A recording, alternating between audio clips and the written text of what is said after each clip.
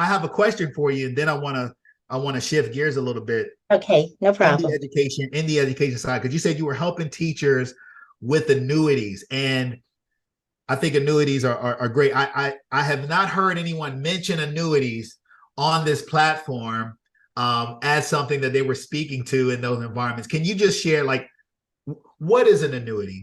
What does that do, for someone? Say that last part again. So what What what is does it? an annuity do for someone? What would that do for an individual or for a family?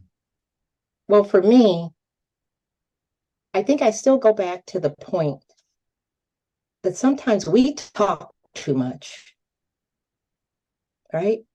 We, and we don't give enough room to those who you want them to hire you.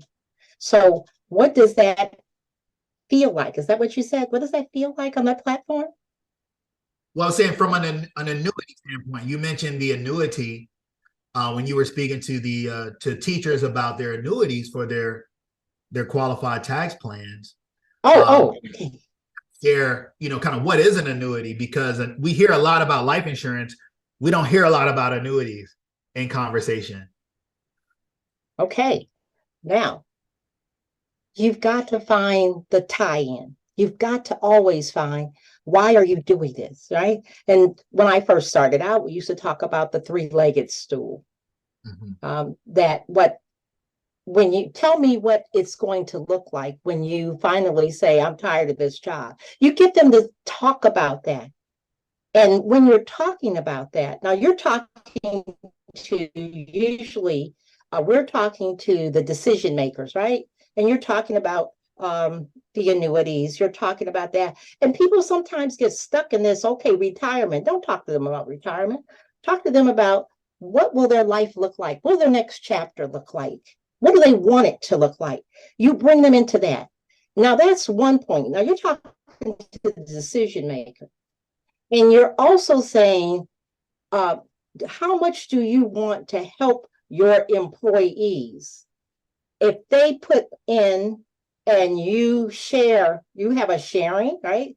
You basically, for every $1 they put in, you put in 50 cents or 25 cents or whatever, 1 to 1.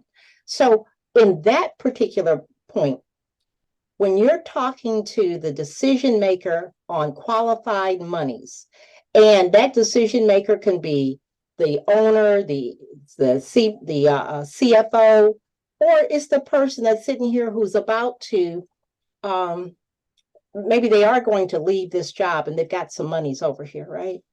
They're the CEO of their life.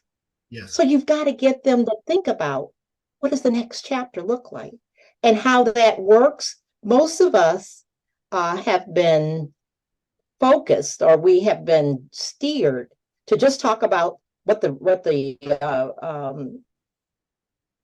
return is going to be, what's the fees are going to be. People really don't care. I mean, they care, but they don't care like Right. that. You've always got to get to the heart of the matter, and it's their heart. So you want to ask them, how, what will you do? How will you do it? And how much will it cost you? How much do you need to do that? Get them to think about it. And then ask them, and now that's what you want to do. How much do you have? Where do we start?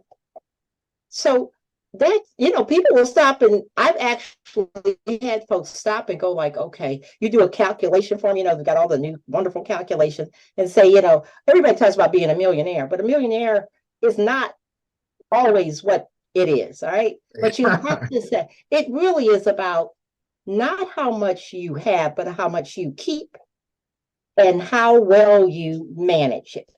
So Right. you've got to talk to them about things that may be stopping them from putting more monies away. Or you're talking to the CFO and you're saying, not only are we going to be able to bring this wonderful qualified plan to you, but we're also going to bring education, financial empowerment benefit. What about if you offered a financial empowerment benefit? They go like, what is that? All that is that now we're going to talk to your employees. We're going to have quarterly meetings so that they can understand. So what are you doing? You're empowering the CFO, the CEO, or maybe it's the janitor. I don't care who it is. We all have to have on this journey, we have to have a path. We've got to have a roadmap. And if we're just kind of out here, just kind of spinning around, not knowing where we go, I think that that's where we'll get. We don't know. Right. We don't know where we're going to be. So I think doing that, and it's important in the benefits section, okay? We're always talking about medical, dental, life, and vision. And you throw in group life, right? How many times have you talked to them about, okay, when you get there, do you have your group life? Do you realize what'll happen? And you need to know about that. Okay, can I see your? Oh, yeah, I see that at 65. Anyone that has at 65, they're going to lose a third or 2/3 of the benefit that they have. How will they replace that? I mean, it's holistic. Yeah. It's bringing all the parts and pieces together. Now, how do you get there? We must educate ourselves. It's important that we not only just don't do those CE credits, because, oh my God, I got to get my license done. I got to get my CE credits. The American College is a fantastic entity. You work so that you can, and we all want to have these designations. You can get your designation on something that you really want. You show people that you put in the time and the effort, and while you're there, you learn something too, right? And most people don't know whatever it is we know. We know 97% more than the person you're talking to. So empower them. You don't have to tell them everything, but you just say, wow, is that do you think that would be a problem? Do you know what percentage? I got it real quick. I was able to take over a broker record, an account, significant account, because I asked one question. What percentage of your employees are 65 years of age or older? You know. So would you have any problem with my speaking to your HR person? Let us just run something. Everybody that's aged from this date to this date, okay? Would you have a problem with that? No. I'm thinking. I said, because there's all kinds of ways that not only can we respond, right? Yeah, it was right away. In your brain, it's like, oh, I know stuff that needs to be done. Yeah. But you know that because you've studied. Mm-hmm. We cannot continue in having 30 years of experience or 1 year of experience 30 times. You do not want to go, for ladies, you're not going to a beauty shop where they're still in the basement with a hot comb and, you're not going there. You want those people who have kept up, who have become more educated so that they can bring a different feel and a different opportunity to you. That's why we must make sure that we are not only taking classes, but also we should be in associations. NIA. Absolutely. NABIP, which used to be NAHU. It could be NAFA. There's a reason for those associations. Absolutely. You find out what's on the cutting edge of where you know what you can do with the knowledge that you've got. And it may be something that you didn't even know about.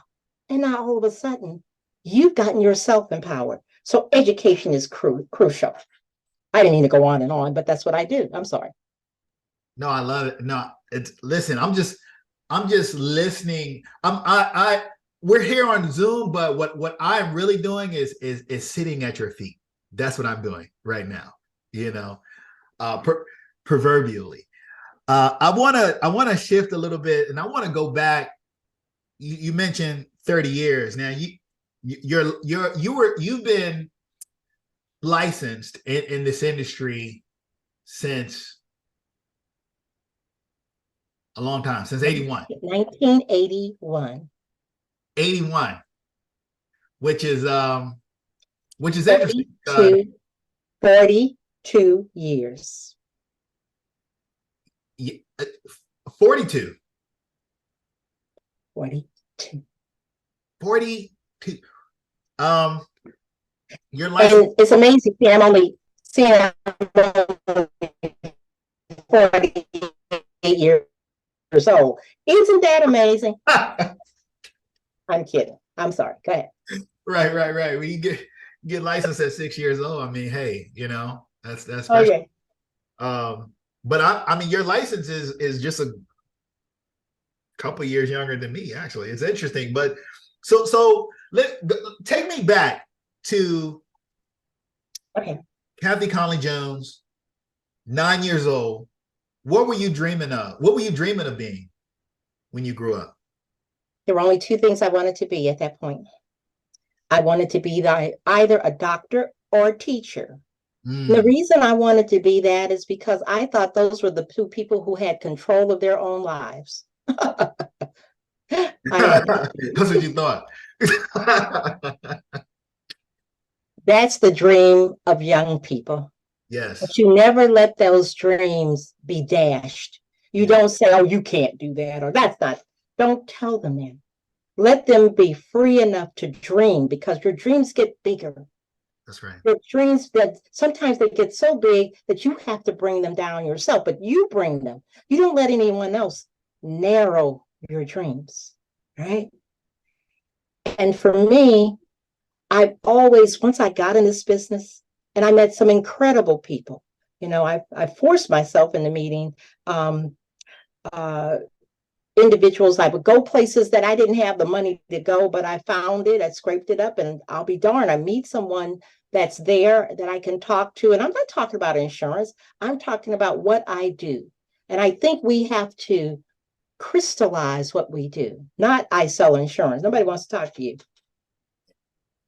But if you say, I bring solutions to the challenges that you may have in your business, or I help you make your dream. That's what I always used to say to individuals. I can help you make your dreams come true. Now, people go everywhere with that, right? Yeah. And then, I say, but be careful. All right. My profession is the only profession. Our profession is the only profession that we can make people's dreams come true. Really? Okay. So you say you want your child, who's maybe 8 years old, you want them to be able to select any college or whatever they want. But what if you're not here? Unforeseen, you're not here, Dad. What did you do to make sure that could happen? You bought life insurance. Your accountant can't do that. Your doctor can't do that. Your attorney can't do that. I can. I can make your dreams come true. Wow.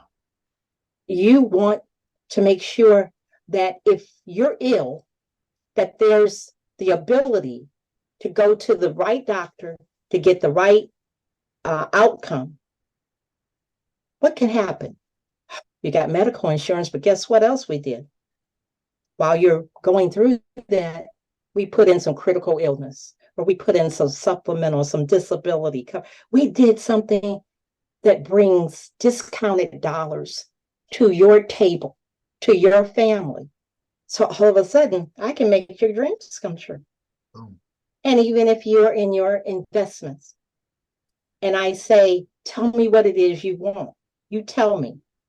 Now, what we can do, a lot of times we don't hit it 100%, but to be 80% is pretty cool. Right. It means you only got 20% that you have to figure out. And if you get yourself a license, you could probably fill that place. So you ought to get a license for all of you out there. That's right, because you can generate some extra income so you can fill in that gap. That's right. No, I love it.